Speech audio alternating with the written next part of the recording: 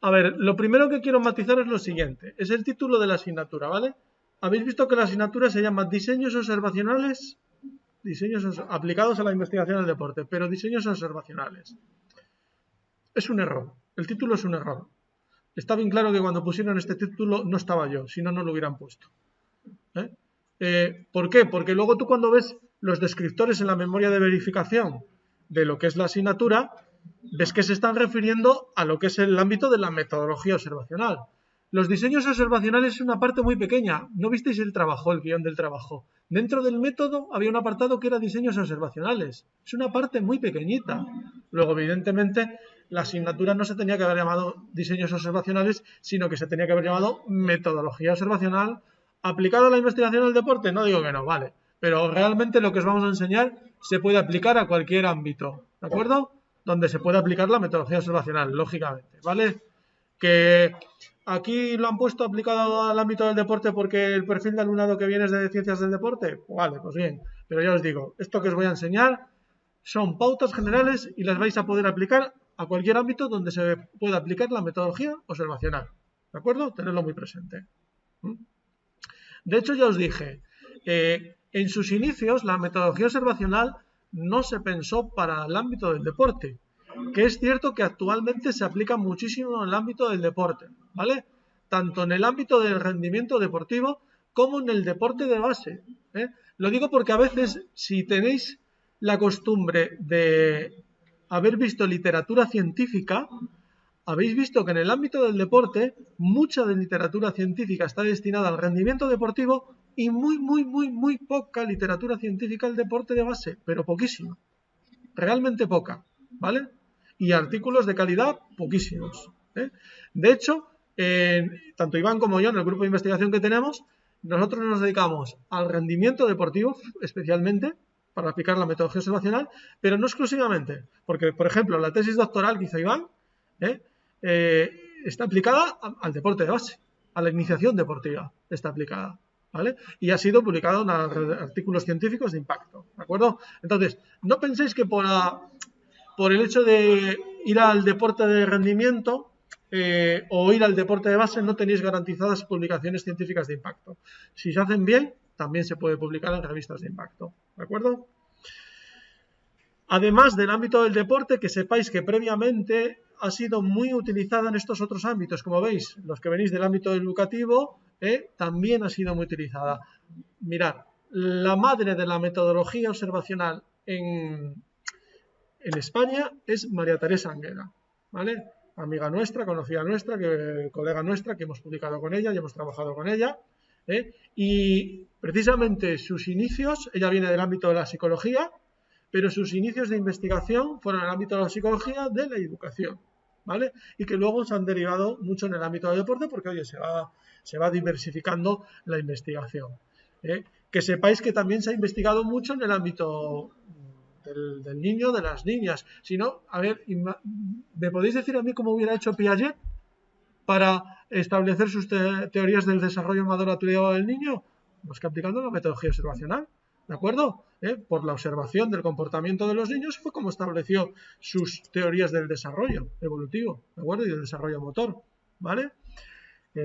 El ámbito de la etología se ha utilizado muchísimo, ¿vale? El comportamiento animal, la metodología observacional se ha utilizado desde años atrás, años atrás. De hecho, hay películas muy famosas en la tele, muy antiguas, que no habéis ni nacido, que van sobre la investigación de la observación del comportamiento de los animales. Había una película que era de gorilas en la niebla, que consistía en eso, en el hábitat donde estaban los gorilas, observar cuál era el comportamiento de los animales. Eso es metodología observacional, ¿de acuerdo? O sea, que ya lleva montones de años la metodología observacional funcionando y en muy diversos ámbitos, ¿vale? En muy diversos ámbitos. Eso quiero que lo tengáis presente. Bien, ¿cuál sería el perfil óptimo para poder aplicar la metodología observacional? Todo lo que os voy a explicar, ni mucho menos es mío, todo estamos hablando de material científico ya publicado y basado en María Teresa Anguera, que es la madre de la metodología observacional. Yo voy a ir dando pinceladas, ¿vale? Y aportaciones mías propias, pero está todo basado en ella. El perfil óptimo de la metodología observacional se basaría en lo siguiente. Primero, que los sujetos que van a ser observados desarrollen un comportamiento espontáneo, ¿de acuerdo? Natural, el habitual que suelen desarrollar. Esto es muy importante para poder desarrollar una investigación con metodología observacional. Aquí hay que evitar que la persona que está haciendo la observación o está haciendo la investigación no tenga condicionada la conducta de los sujetos mediante pautas o guías, porque si no estaríamos hablando de otro tipo de técnicas de observación, más que de metodología observacional, ¿de acuerdo? Entonces, necesitamos que el comportamiento de los sujetos sea el espontáneo, sea el habitual que realizan en el contexto en el que están, ¿de acuerdo? Que no se vean condicionados por pautas o consignas del investigador, ¿de acuerdo? A raíz de este primer perfil, sin duda alguna, nace el segundo, que es el de desarrollar las conductas en los contextos naturales, ¿de acuerdo? Cuando tú desarrollas la conducta en el contexto natural, el habitual, ¿de acuerdo? Es muy probable que también el sujeto realice un comportamiento espontáneo, ¿de acuerdo? Entonces, esto sería lo ideal.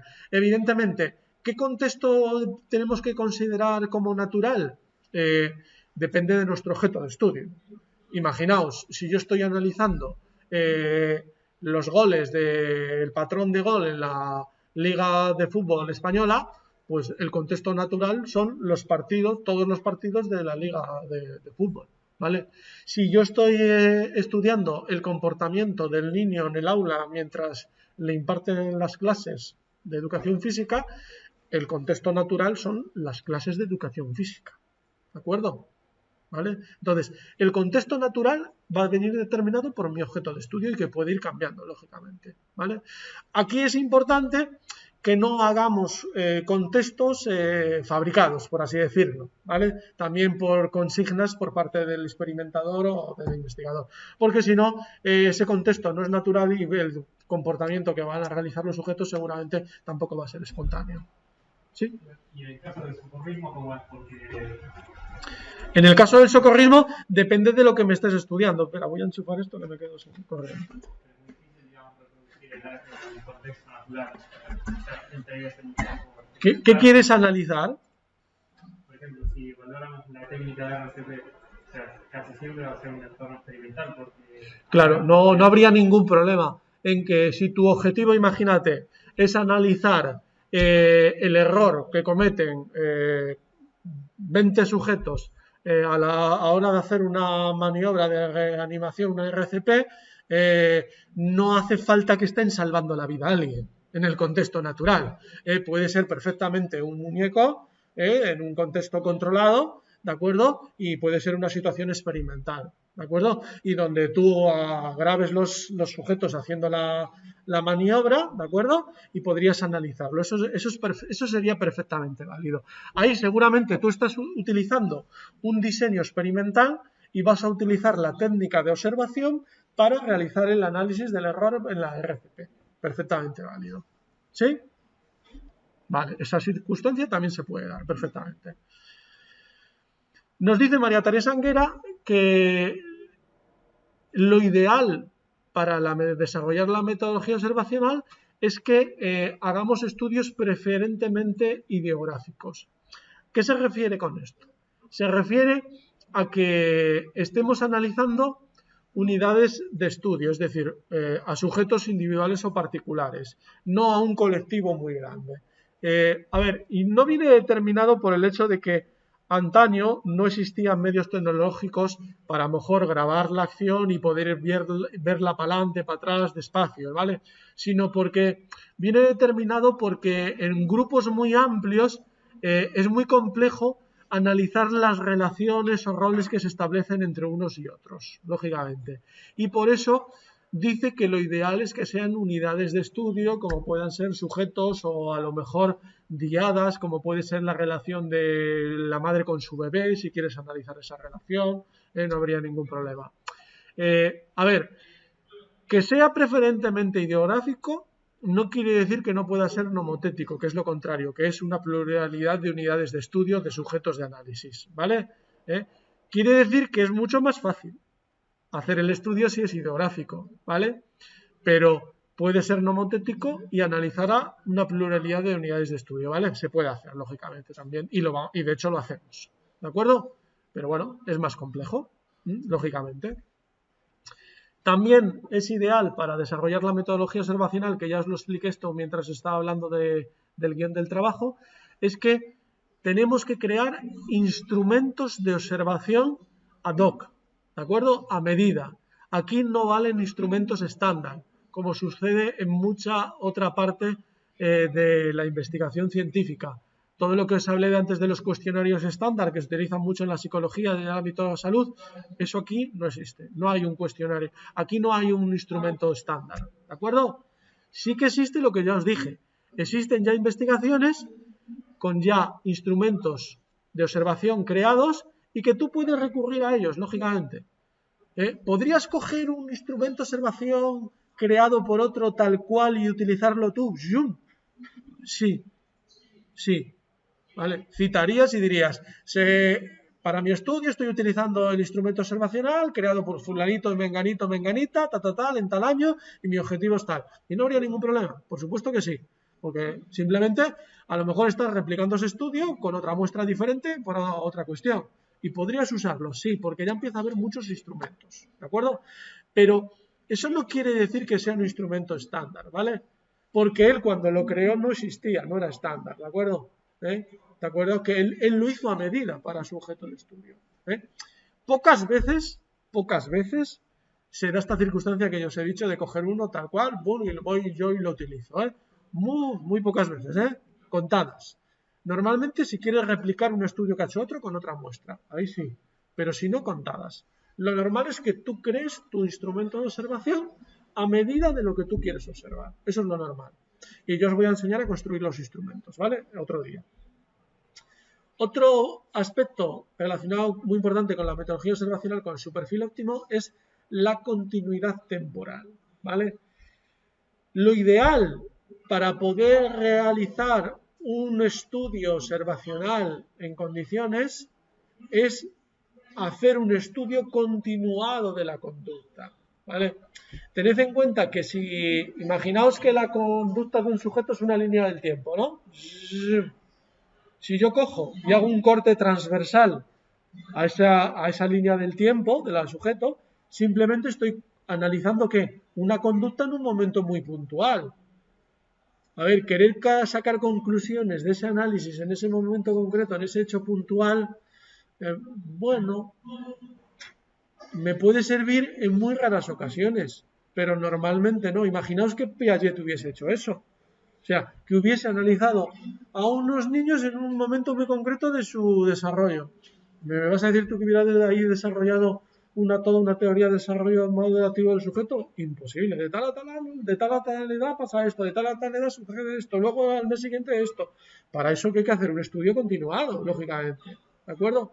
Para poder obtener un patrón de comportamiento, hay que hacer un estudio continuado en el tiempo, prolongado, ¿vale? Solamente haremos un estudio puntual en pequeñas circunstancias que a mí me venga muy bien. Imaginaos, un ejemplo, el típico scouting que se puede hacer en fútbol cuando quieres ver a un jugador en un partido concreto porque te interesa, porque tu entrenador te ha dicho, oye, ir a ver a este jugador que queremos ver cómo juega, no sé qué tal. Pues a lo mejor vas a verle un partido y con eso ya has tenido suficiente. Que lo ideal sería verle varios partidos, ¿no? Porque como veas uno solo, a lo mejor metes solo la pata. Pero es para que os deis cuenta de cómo podríamos hacer a veces una observación puntual, un registro puntual. Hay momentos donde puede darse. Por ejemplo, ya os iré dando ejemplos. La tesis de Iván realmente fue puntual, lo que es el hecho del análisis. ¿Por qué? Porque fue analizar la técnica de judo en el alumnado del grado de Ciencias de la Actividad Física y del Deporte, en la asignatura, que cuando les analizamos en un momento puntual, el día del examen. El día del examen ellos se examinaban y hacían las técnicas que yo les iba mandando. Entonces era un momento puntual, ¿vale? Dependiendo del tipo de estudio puede ser interesante o no, ¿vale? Esto va a venir determinado por vuestro objeto de estudio, ¿vale? Por vuestro objetivo que os hayáis marcado, lógicamente. Pocos casos son puntuales. Normalmente hace falta una continuidad en el tiempo para poder sacar un patrón de algo, ¿sí? En el caso de Iván pudimos sacar un patrón no por una cuestión temporal, fue por una cuestión de muchos sujetos. Si tú coges a 300 sujetos y les pones a hacer a todos la misma técnica y las analizas a todos, acabas sacando un patrón de todos esos sujetos, pero de un momento puntual solo. ¿Me he explicado? ¿Sí? Dependiendo de la circunstancia, puedo tener ese tipo de estudio o no. No es muy habitual, ¿eh? Lo habitual es que haya una continuidad temporal. Pero bueno, hay excepciones. Y el último caso del perfil óptimo de la metodología observacional es la perceptividad, ¿vale? Es decir, que los comportamientos que vayamos a observar sean perceptibles, lógicamente, que los podamos observar, ¿vale? Con todos nuestros sentidos, no solo el sentido de la vista, ¿vale? Sino también están involucrados el resto de los sentidos, porque en la metodología observacional también pueden estar implicados. Bien. Si estamos hablando de metodología observacional, un aspecto muy importante es la observación, ¿no? Y tenemos que tener claro qué sería la observación. Fijaos, aquí María Teresa Anguera nos lo plantea como una especie de fórmula, ¿verdad? Donde nos dice que la observación es igual a la percepción más la interpretación más los conocimientos previos menos los sesgos. Ahora vamos a ir explicando cada una cosa. A ver, por el hecho de ser metodología observacional, no penséis que solamente va a ser una cuestión de percepción por nuestros sentidos. A ver, porque si solamente estuviese involucrado el hecho de percibir, se podría incurrir en la situación que se pensase que lo podría hacer la observación una máquina, incluso, ¿vale? Se podría llegar en esa situación. Y, ojo, aquello que percibimos hay que darle un significado. Aquel contenido que vemos hay que darle un significado. Hay que interpretarlo, ¿vale? Por eso, además de la percepción, está la interpretación. Mirad, lo vais a entender muy rápido con una imagen. Os voy a poner una imagen ahora. En esa imagen, ¿qué estáis viendo? ¿Qué veis? Decidlo en alto. Lo que veáis. Una mujer mayor, joven. ¿Alguien ve una mujer mayor? También, ¿no? ¿Qué es lo que veis? Algunos, que nadie decís nada. ¿Qué veis? ¿Qué estáis viendo? Una mujer joven. ¿Tú? ¿También igual que una mujer joven o mayor? Joven. ¿José María por ahí? ¿Tú qué ves? ¿Eh? ¿Qué ves? Ahí, en esa imagen. ¿Qué ves? ¿Eh? Una ola. Una ola. Bueno, no contamos con tu. La vamos a descartar. ¿Por ahí qué veis? Joven. Vale, ¿y por ahí? ¿Veis las dos, no? Joven y mayor algunos, ¿vale? Algunos no veo la mujer mayor, ¿no? Mirad, los que no veis la mujer mayor. Esto de aquí es la nariz, gorda, muy grande. Esto es la boca. Esto es el mentón. Esto es un ojo. Esto es el pelo.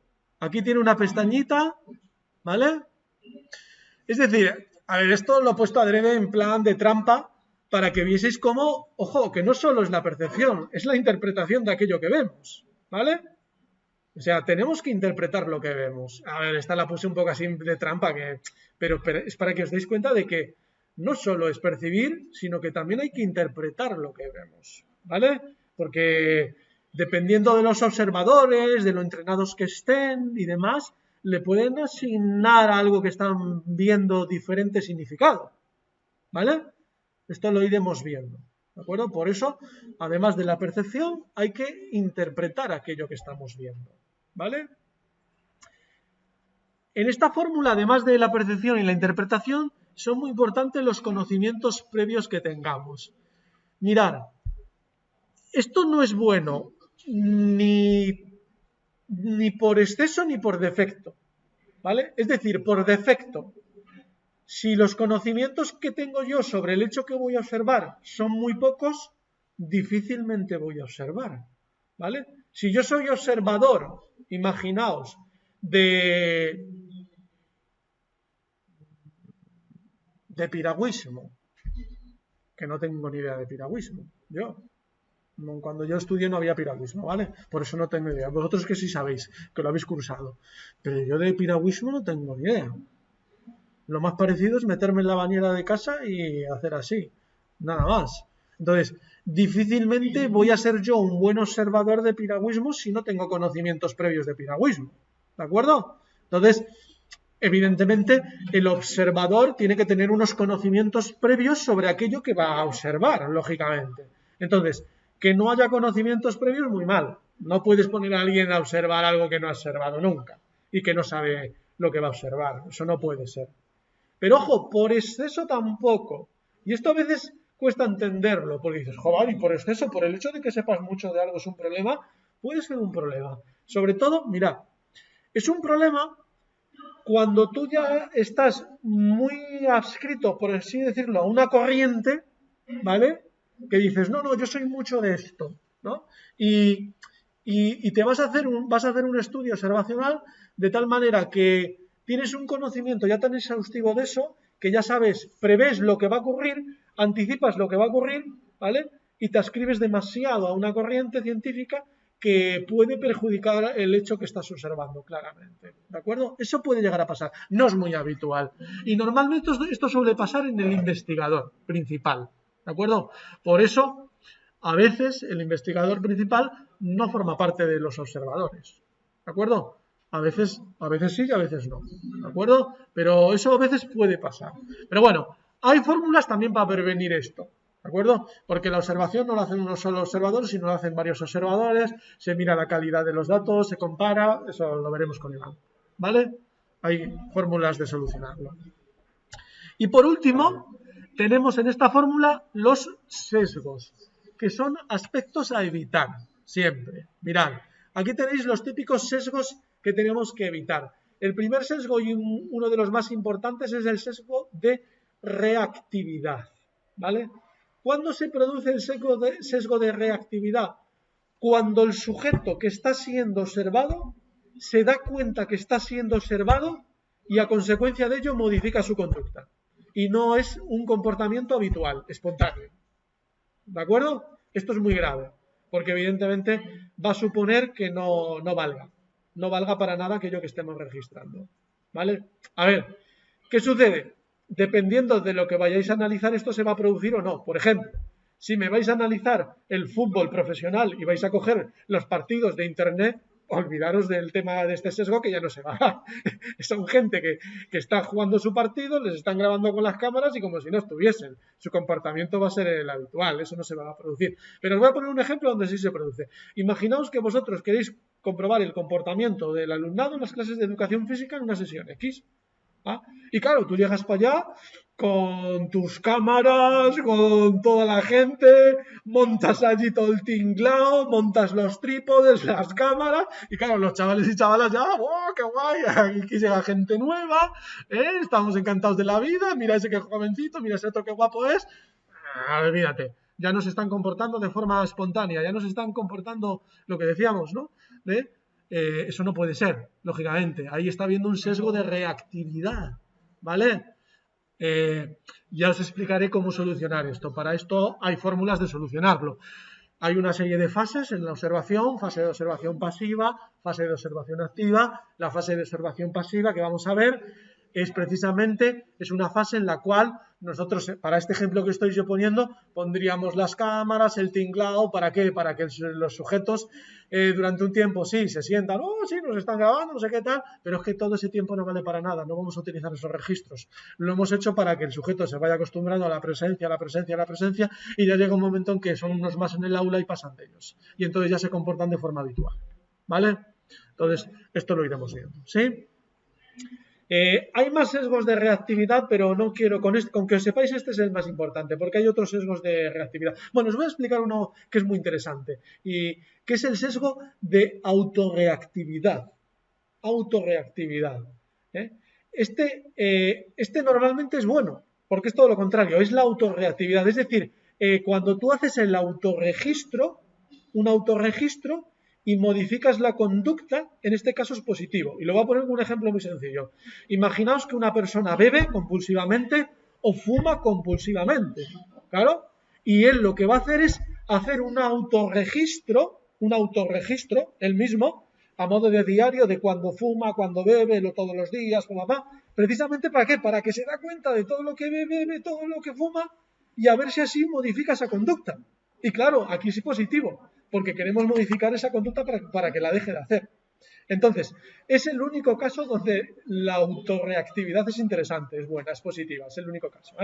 En el resto de los casos, que es como los que os he contado antes, la reactividad es mala, ¿vale? Porque el sujeto va a dejar de hacer su comportamiento habitual. Pero en el caso que os acabo de contar, es muy interesante, porque su comportamiento habitual es beber, fumar, y tú quieres que lo deje de hacer.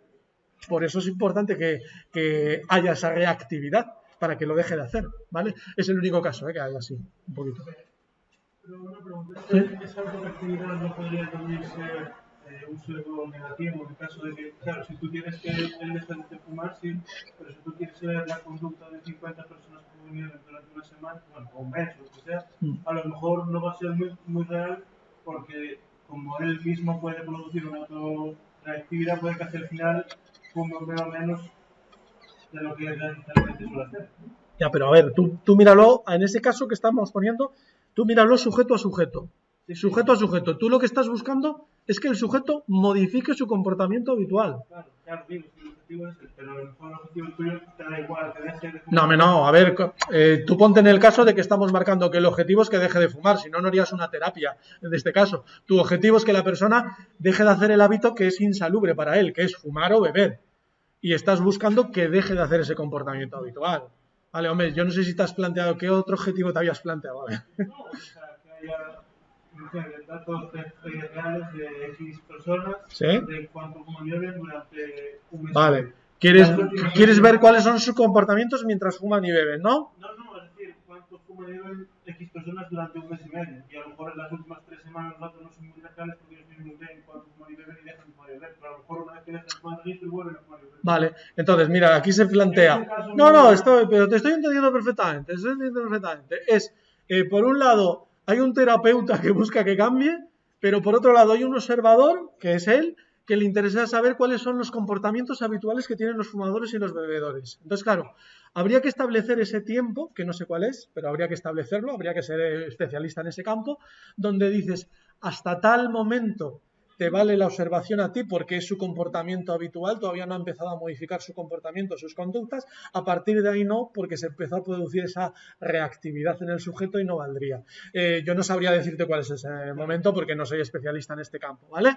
Pero para lo que tú me estás poniendo, habría que marcar una línea en la cual a partir de ahí sí te vale para ti, ¿vale? Y evidentemente para el otro caso, que es el terapeuta, le vale en cualquier momento mientras llega a dejar de hacer la conducta, lógicamente. ¿Sí? ¿Vale? Pero no sé cuándo sería ese momento, lógicamente, ¿vale? Pero sí que se podría producir. Entiendo lo que dices, que habría un momento en el cual la conducta se modifica y ya no deja de ser su comportamiento habitual. Bien, siguiente sesgo. Sesgo de expectancia, ¿vale? La propia palabra lo dice, expectancia, expectativas que se crean, ¿no? Esto es cuando los observadores pues están creando una serie de previsiones o anticipaciones en las conductas que aún no se han producido, ¿vale? Esto es lo que os explicaba antes de los conocimientos previos excesivos, ¿de acuerdo? Cuando alguien antes a lo mejor se aferra mucho a una tendencia, a una corriente doctrinal o científica y claro, quiere prever o que se produzcan acontecimientos que aún no se han producido, ¿vale? Y te estás anticipando, ¿vale? Estás preveyendo cuando aún no se ha producido la conducta, ¿vale?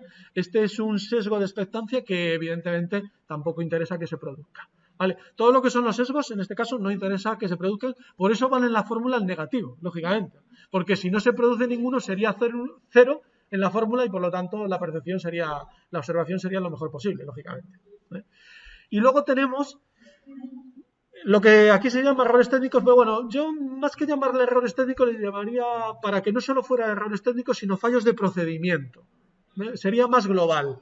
Fallos de procedimiento, porque los fallos de procedimiento engloban los errores técnicos, pero engloba también otra serie de errores que no son técnicos, que pueden ser errores en el muestreo observacional, es decir, decidir cuándo vamos a observar, es importante, porque si te equivocas en el momento del muestreo observacional, pues puedes llevar al traste la observación. Cuestiones de calidad de los observadores, esto es muy importante. Tú tienes que estar asegurarte de que tus observadores están bien entrenados del hecho que van a observar y comprobar la calidad de los datos que han registrado antes, que lo veréis con Iván esto, ¿de acuerdo? Porque si no se van a producir fallos de procedimiento y van a dar al traste con toda la observación, no va a valer para nada los resultados que hayas obtenido, ¿vale? Con lo cual son fallos muy graves esos de procedimiento. Y luego hay otros fallos menores, como estáis viendo aquí, que son errores técnicos que pueden venir determinados pues a veces porque la percepción de aquello que quieres observar pues está menguada o está interrumpida, ¿vale? Daos cuenta que cuando cogéis un partido de fútbol de internet, a ver, lo ha grabado pues la televisión o lo que sea, y a veces el plano a lo mejor no está donde a ti te interesaba. Claro, tú imagínate que estás haciendo el seguimiento de un jugador en concreto. Claro, a veces la cámara no está con él, ¿de acuerdo? A veces la cámara no está con él, entonces claro, por eso, claro, yo siempre digo, es que lo ideal es poder uno grabar lo que quieres investigar, eso es lo ideal, lógicamente. Este hecho ideal no siempre se puede dar, ¿de acuerdo? Pero si se puede, lo ideal es grabar lo que tú quieres. ¿Por qué? Porque así ya tomas los planos que a ti te interesan y donde tú quieres y a quien quieres, ¿vale? Para que no se produzcan estas perceptividades menguadas, ¿vale? Puede haber fallos de instrumento. Imaginaos que se te acaba la batería, ¿vale? Le pegas un golpe a la cámara y se te mueve. Son errores técnicos que puede haber, ¿vale? Que evidentemente tenemos que evitar en la medida de lo posible. Bien, más cuestiones. Vamos a ver las etapas. Las etapas en el proceso de la metodología observacional. Como estáis viendo ahí en este esquema, son dos grandes etapas, ¿no? Por un lado, la fase de observación pasiva y, por otro lado, la fase de observación activa o sistemática. La fase de observación pasiva que estáis viendo aquí, que veis que es más pequeña, no por eso es menos importante. Esta fase normalmente suele ser como un tercio del total del proceso, ¿vale? Como un tercio más o menos. Como un tercio. Y todas son importantes. Vamos a ver una por una ahora qué objetivos tienen y para qué se realizan. Empezamos por esa fase de observación pasiva. Fijaos. ¿Por qué es necesaria? Es necesaria para poder preparar la fase de observación activa, ¿vale? La científica, la sistemática, de la cual luego vamos a obtener los datos, ¿vale? Esta fase es necesaria. ¿Qué objetivos o finalidades perseguimos con esta fase? Aquí lo tenemos. En un primer lugar, delimitar el problema de investigación de forma precisa, ¿de acuerdo? Daos cuenta que en esta primera fase vosotros vais a ver muchos vídeos sobre vuestro objeto de estudio. ¿Para qué? Para poder detectar dónde está el problema, ¿vale? Aquel problema que queréis resolver. Aquel problema que queréis resolver. A ver, ¿qué sucede? Mirad, en ocasiones puede pasar que esta fase de observación pasiva sea muy corta o muy breve, o yo diría que a veces ni la haya, pero esto solamente ocurre en contadas ocasiones. Esto puede ocurrir en una persona que ya lleva muchos años trabajando en esa disciplina, que ya lleva muchos años viendo ya sea en vivo o en vídeos o lo que sea, pero viendo, y él ya lleva años que ha detectado el problema. Es decir, este problema lo tengo yo detectado hace muchos años, y ya sabía de él. Y por lo tanto, como ya sabía de ese problema, ahora se aventura a decir, me voy a juntar con unas personas para ver si hacemos un trabajo científico para resolverlo. ¿De acuerdo? Es en los pocos casos que se puede dar, ¿de acuerdo? De tener ya un experto que ya te haya detectado ese problema porque ya tiene un bagaje de muchos años de profesión y ya sabía de él, ya sabía de ese problemilla, ¿vale? Evidentemente, toda esta fase de observación pasiva sirve para reducir los sesgos que decíamos anteriormente, especialmente el de reactividad, el que decíamos antes de los alumnos en el aula. Si tú estás allí con las cámaras, observando, grabando, pero simplemente estás esperando a que se pase ese sesgo para que ellos sigan teniendo ese comportamiento espontáneo o habitual, ¿vale? Sirve para mejorar el entrenamiento de los observadores, toda esta fase, ¿de acuerdo? Tened en cuenta que un observador, por muy experto que seas en un deporte, no vas a ser experto en observar mientras no te pongas a observar. Por eso, en esta fase de observación pasiva, los observadores les sirven para ir analizando, probando, ¿vale? Y entrenando, para cuando llegue el momento real luego de observar, ¿vale? Entonces les sirve de entrenamiento, porque hace falta un entrenamiento. Y, por supuesto, esta fase nos sirve para obtener un bagaje de conocimiento, de información que vamos a ir recopilando en esta fase de observación pasiva, que me va a servir ¿para qué? Para luego tomar las decisiones adecuadas en la fase de observación activa o científica, ¿de acuerdo? Estas serían las finalidades de esta fase. Por supuesto, los datos o registros que yo haya realizado en esta fase no me valen para nada. No me valen para yo poder obtener datos del estudio, ¿no? Valen para todo esto que he dicho, ¿vale? Valen para todo esto que he dicho, reducir el sesgo, mejorar el entrenamiento de los observadores, delimitar el problema del estudio, obtener un bagaje para tomar luego decisiones, vale para eso, pero no para tomar yo datos y que luego esos datos analizarlos, no. ¿Ok? Bien. Una vez hecha esta fase, que ya os digo que suele ser como un tercio del tiempo total, como un tercio más o menos. Es que es difícil decir cuánto, pero más o menos, ¿eh? Puede ser menos si tenemos a alguien que ya sabe delimitar el problema. Luego tenemos la fase de observación activa o fase científica o de observación sistemática, ¿vale? Que suelen ser 4 etapas que estáis viendo aquí en azul, ¿vale? Esta etapa de aquí, esta otra, esta de análisis de datos e interpretación de resultados, ¿vale? La primera etapa es la etapa de delimitación del problema hasta el diseño observacional, ¿vale? Entonces, va a consistir en una temporalización. Esto es, vamos a crear un plan, vamos a crear una especie de cronograma donde vamos a temporalizar todo el proceso observacional, ¿vale? Vamos en esta fase a especificar las conductas que queremos observar. Vamos a establecer una taxonomía, una clasificación y aquellas conductas que yo quiero observar. Las vamos a delimitar cuidadosamente qué conductas son las que yo quiero observar. Vamos a establecer también el diseño observacional, ¿vale? Que del diseño observacional os voy a hablar en los próximos días, ¿vale?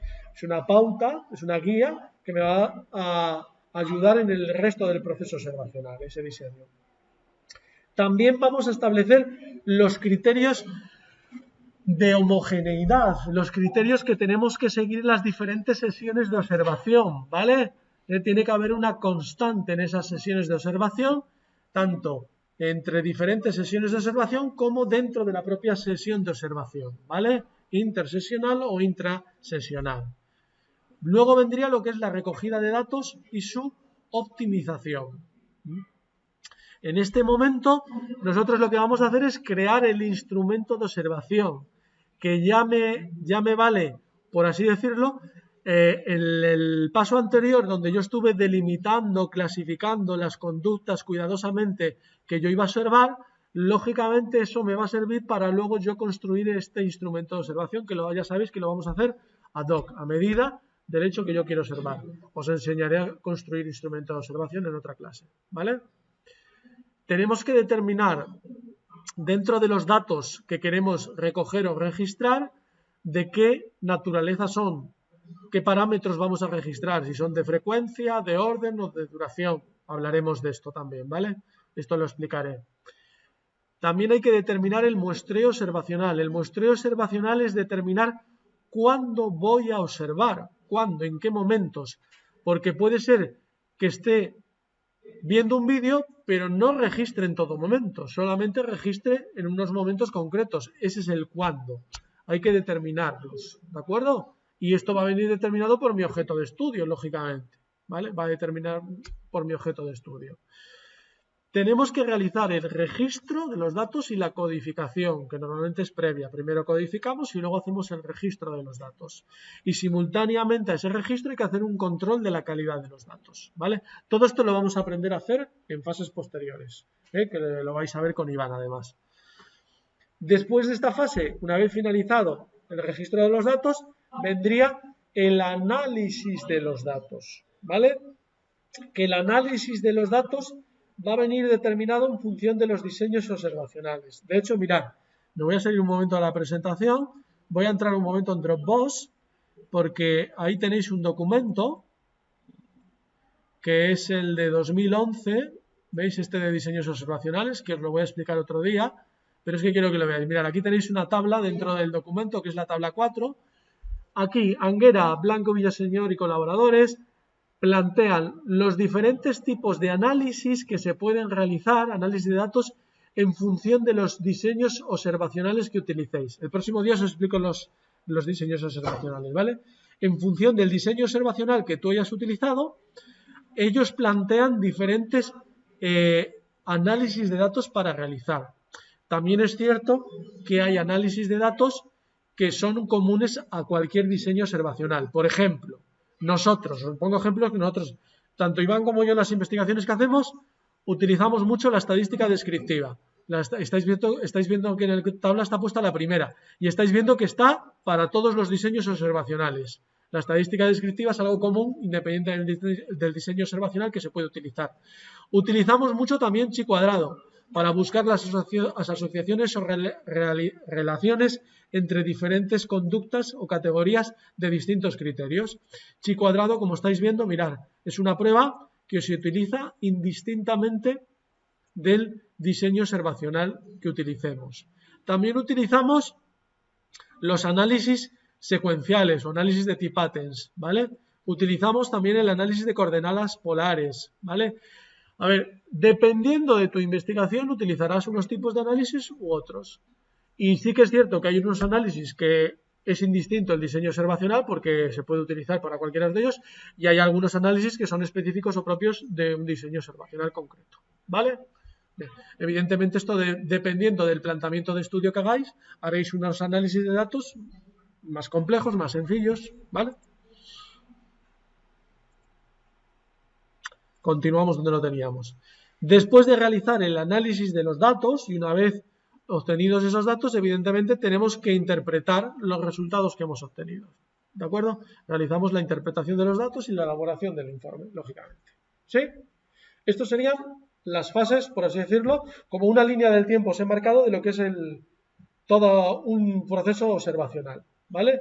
Desde la fase de observación pasiva hasta llegar al final de la fase de observación activa con lo que es el informe final, ¿de acuerdo? Que puede ser el informe final puede ser un TFG, un TFM o un artículo científico, lógicamente, ¿vale? Ese es el informe final. Un trabajo final de máster es con ya todos los resultados, cuando tú has hecho todo el proceso final, ¿eh? O un artículo científico ya es el informe final de todos tus resultados, ¿vale? Y de donde viene plasmado todo este proceso que os he explicado, ¿sí? ¿Se ha entendido, más o menos? ¿Por Coruña? ¿Seguís vivos? Vale. Bien, vamos a avanzar un poquito más.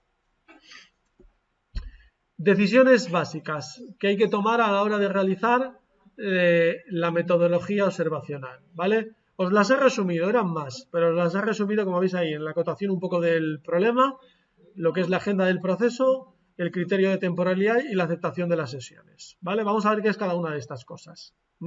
La acotación del problema. Fijaos, vosotros cuando realizáis una investigación tenéis que pasar de lo que se denomina el tema al problema. A ver, el tema es esa parcela del conocimiento o del campo científico que por la razón que sea tú quieres investigar, ya sea porque las conclusiones que han extraído otros autores no son suficientemente importantes, ya sea porque quieres replicar un estudio en una parcela de conocimiento con otra muestra. Entonces, ese sería, por así decirlo, el tema, ¿vale? Esa parcela del conocimiento que tú, por la razón que sea, te interesa investigarla, ¿vale? Luego, de esa parcela del conocimiento de ese tema, tenemos que pasar a lo que es el problema, ¿de acuerdo? Es decir, delimitar con exactitud cuál es el problema que tú quieres resolver de esa parcela del conocimiento. ¿Vale? Después, una vez delimitado, por así decirlo, ese problema de investigación, tú lo que vas a formular son unos objetivos generales y específicos para poder desarrollar esa investigación y poder resolver ese problema, lógicamente. ¿Vale? Y finalmente vas a definir la estrategia para llevar a cabo la investigación, que la estrategia en este caso es el diseño observacional que vas a utilizar. ¿Vale? Lo voy a poner con un ejemplo esto. ¿Vale? Lo voy a poner con un ejemplo. Imaginaos. Estamos hablando del año 1998. ¿Cuántos años teníais? 98. Un año. Pues fijaos, poquitos. Erais muy jóvenes, estáis naciendo. Pues entonces, corría el año 1998, cuando yo estaba terminando la carrera. Estaba en quinto de INEF, que de aquella era INEF, y eran 5 años. Estaba terminando la carrera y, bueno, ya sabíais que yo especialista en judo, estaba en la maestría de judo, yo estaba todo centrado ahí a piñón con eso. Y de repente, pues hubo un acontecimiento que creo que era el 10º aniversario del INEF de León, estoy hablando, por aquel entonces. Y a propósito de ese 10º aniversario, pues establecieron conferencias y fueron muchos ponentes y muchos invitados. Y fijaos, fue un invitado que era el presidente de IPSA. El presidente que ya fallecido en aquel momento era español, y IPSA es la Federación Internacional de Deportes para Ciegos, ¿vale? De deportes para ciegos en general, todo el deporte para ciegos, ¿vale? Y claro, existía el judo para ciegos. Yo no lo sabía, Realmente era especialista en judo, pero estaba centrado en el judo, pero yo no sabía del judo para ciegos y para todo. Y claro, y este señor, pues de repente despertó en mí una curiosidad. Coño, el judo para ciegos, ¿pero qué es esto? ¿Cómo es esto? Y claro, empecé a investigar, empecé a mirar vídeos, empecé a ver un poco, porque claro, había muy poca información sobre esto, como podéis imaginaros, del judo para ciegos. Y empecé a mirar, y empecé a tener esa inquietud, digo, y esto, y de repente, claro, este es, por así decirlo, mi tema, mi parcela del conocimiento que a mí me despertó la inquietud, el judo para ciegos, ¿no? Y claro, yo de repente, a base de ver vídeos y de tener mucho conocimiento en el ámbito del judo, pero no tanto del judo para ciegos, pero empezar a interesarme en el judo para ciegos, detecté un problema. Digo, aquí pasa algo. Si sabéis un combate de judo, para los que no lo sabéis, os lo cuento muy brevemente, un combate de judo, 2 sujetos se agarran, y en el momento que se agarran, pues están luchando de pie, intentan tirar al uno al otro al suelo, puede ser que vayan al suelo a luchar, y luego hay veces en el que el árbitro para el combate, por cuestiones de reglamento, que bueno, da igual ahora, y se para el combate, se detiene el tiempo del cronómetro del combate, y por lo tanto ahí hay un momento de pausa, donde hasta que se vuelven a poner de pie recuperan un poquito, ¿verdad? Entonces, realmente están, si os dais cuenta, están luchando de pie un tiempo, como a lo mejor 10 segundos, luego van al suelo y luchan otros 10 segundos, luego se produce una pausa que a lo mejor descansan 5 segundos, luego se vuelve a producir y esto se va repitiendo cíclicamente pues durante todo el combate, ¿no? ¿Qué pasó? Que yo me percaté que en el judo para ciegos, claro, debido a su discapacidad visual, cuando se para el combate, ¿qué sucedía? Que son ciegos. Y claro, hay diferentes grados de discapacidad visual. B1 no ven nada de nada. B2 ven un poquito y B3 ven un poquito más. Y claro, ¿qué sucede? Que compiten todos juntos, ¿vale? En otros deportes compiten por categorías visuales. B1 con B1, B2 con B2, B3 con B3. Pero en el judo no compiten todos juntos. Se basan en que como están agarrados, no es tan importante la vista. Pero bueno, ya se ha demostrado que sí. Entonces, ¿qué pasaba? Que al ser ciegos, cuando se paraba el combate, tardaban bastante más en llegar al lugar de inicio. Incluso el árbitro a veces tenía que ir a ayudarles a volver al lugar de inicio para que se reanudara el combate. Entonces, ¿qué pasaba? Que donde un judoka que ve lucha a lo mejor 7 segundos de pie, 5 en el suelo, 5 de pausa, un judoka ciego a lo mejor está, me lo invento, 7 de pie, 5 en el suelo, 25 de pausa. Amigo, los que sabéis un poco de esto, anda que no tiene tiempo de recuperación a mayores, ¿no? Ahí está detectado el problema. ¿Qué pasa? Que se estaba aplicando los mismos métodos de entrenamiento con los judokas ciegos que con los judokas que ven. ¿Qué me estás contando? Eso no puede ser, ¿vale? Entonces, ahí ya tenemos detectado el problema. ¿Os dais cuenta? Detectamos el problema Y entonces, ¿qué hago yo? Yo planteo una investigación para determinar la estructura temporal del combate. Yo quise determinar cómo era esa temporalidad del combate, el tiempo que luchaban de pie, el tiempo que luchaban en el suelo y las pausas que tenían de recuperación, ¿de acuerdo? Por lo tanto, a partir de este tema, que es el judo para ciegos, de detectar el problema que os acabo de contar, de que las pausas eran más largas y tenían más tiempo de recuperación, formulo mis objetivos. Mi primer objetivo, determinar la estructura temporal del combate en judo para ciegos. Y evidentemente de este objetivo general nacen unos objetivos específicos, como puede ser establecer el tiempo total que luchan de pie, el tiempo que luchan en el suelo, el tiempo de pausa. Y luego establecer las diferencias por categorías de peso, porque claro, no, a lo mejor no era lo mismo en una categoría de pesados que en una de ligeros, ¿vale? O establecer si hay diferencias entre hombres y mujeres, porque a lo mejor no era lo mismo en hombres que en mujeres, ¿vale? Entonces voy formulando mis objetivos específicos. A que con este ejemplo se ha entendido mucho mejor lo que quería decir, ¿vale? Esto es un poco lo que vosotros tenéis que hacer, ¿vale? Que con este ejemplo se ha ilustrado mucho mejor. Un poco vuestra idea es esto lo que tenéis que hacer, ¿vale?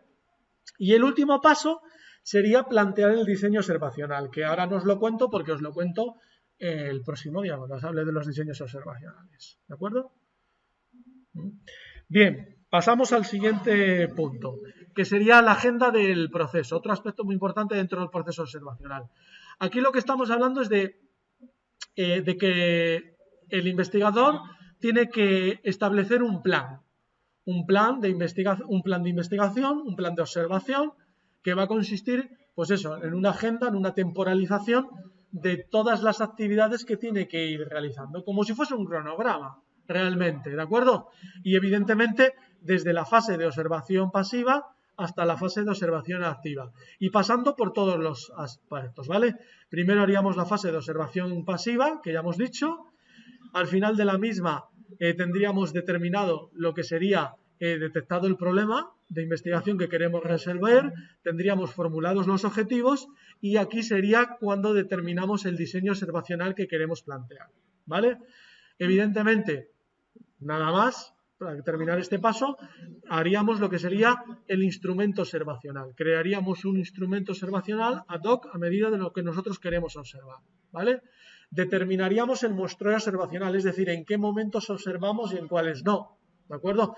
Porque dependiendo de lo que estemos estudiando, se plantea muestreo observacional o no. Por ejemplo, para lo que yo os estaba contando antes, el ejemplo que os puse antes, aquí no hay muestreo observacional, aquí se observa desde principio a final del combate.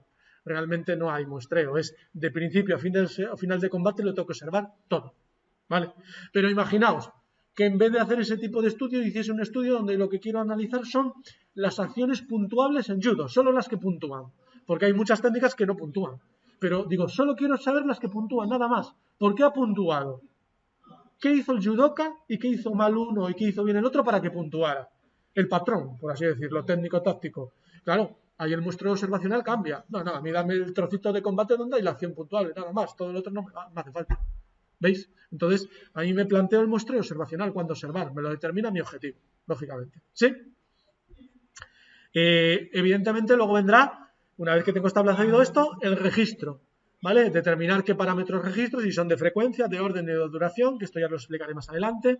Simultáneamente hay que controlar la calidad de los datos, que esto lo va a explicar Iván.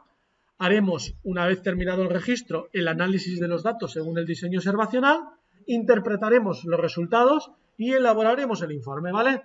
Y esto lo temporalizamos, como si fuese un cronograma. Si establecemos una secuenciación y unas fechas para hacerlo, sería lo ideal, ¿vale?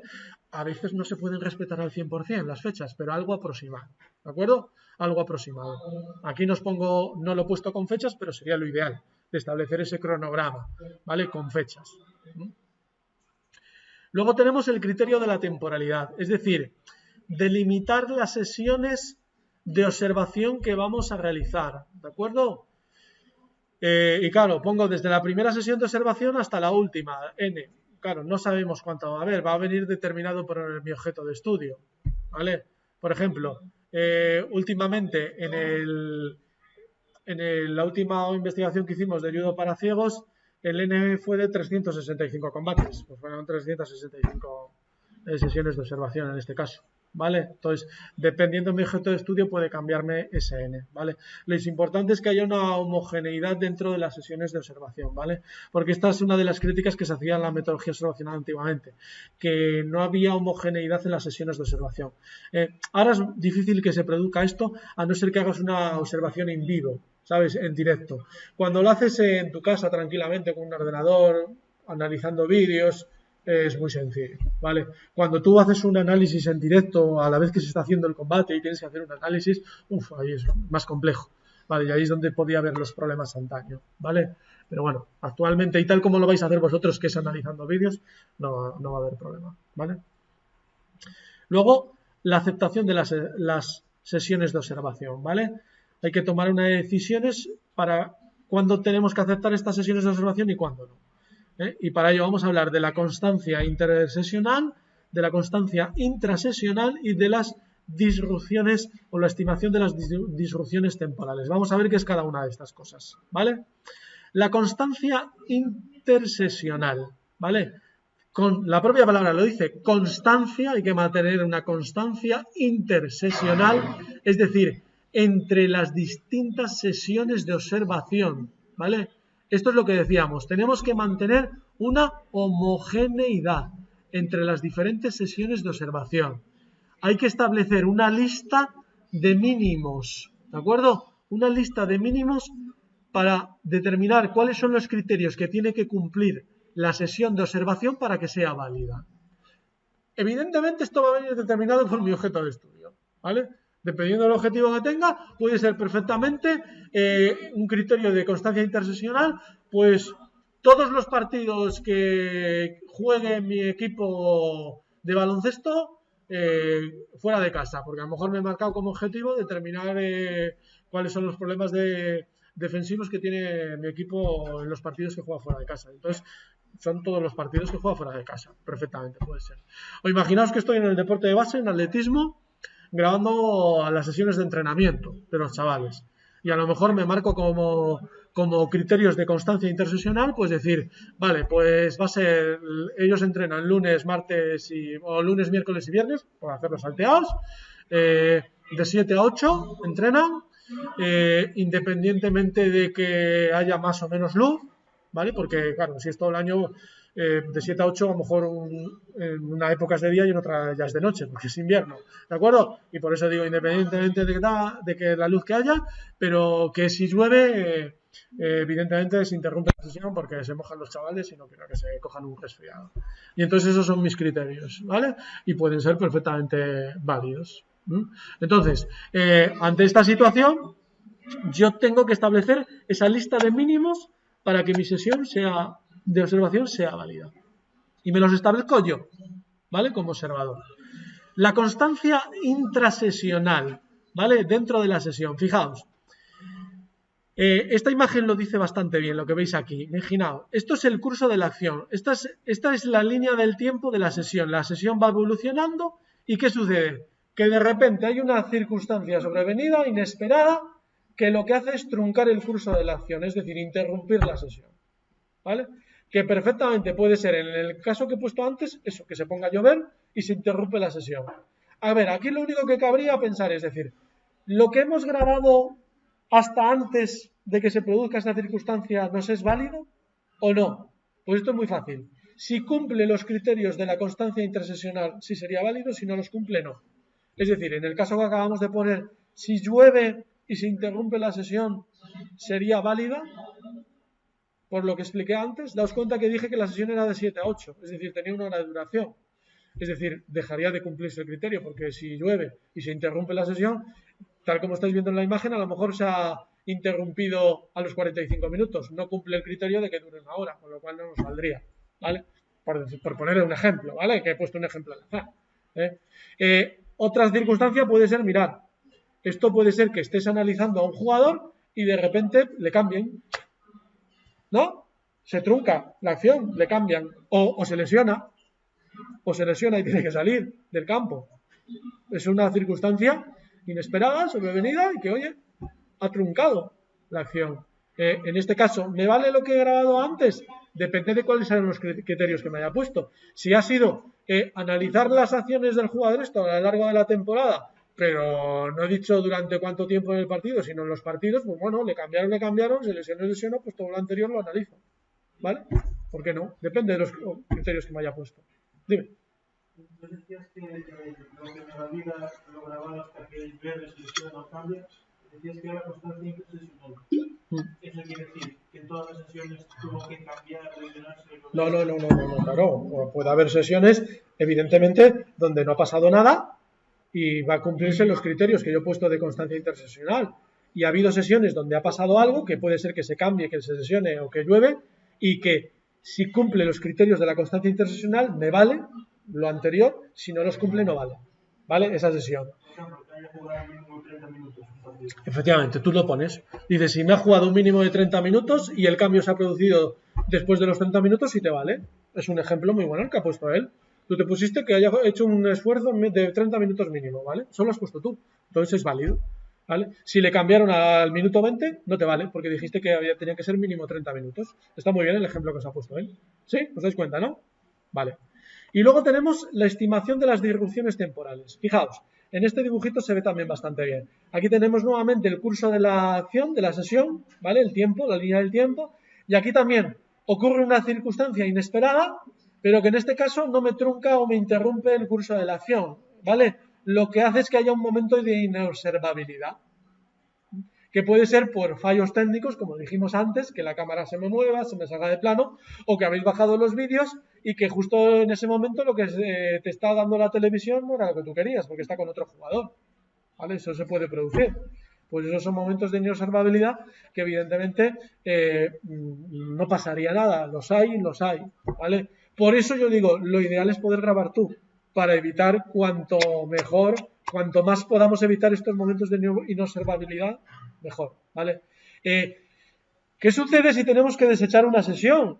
Pues se desecha y punto, hay muerte experimental. Oye, cuando se hacen estudios experimentales, no hay sujetos que van muriendo durante el proceso. Te empiezan el experimento, te hacen los cuestionarios, pero no te llegan al final del proceso porque decidieron dejarlo y abandonarlo. Eso es muerte experimental, ¿no? Pues aquí también se puede llegar a producir, ¿vale? Que a lo mejor tu N que tenías de 100 partidos, pues dices, hay 4 que no me valen, porque no me cumplen las constancias de intersesionales. Pues ya está, pues se desechan, muerte experimental y no pasaría nada. ¿Sí?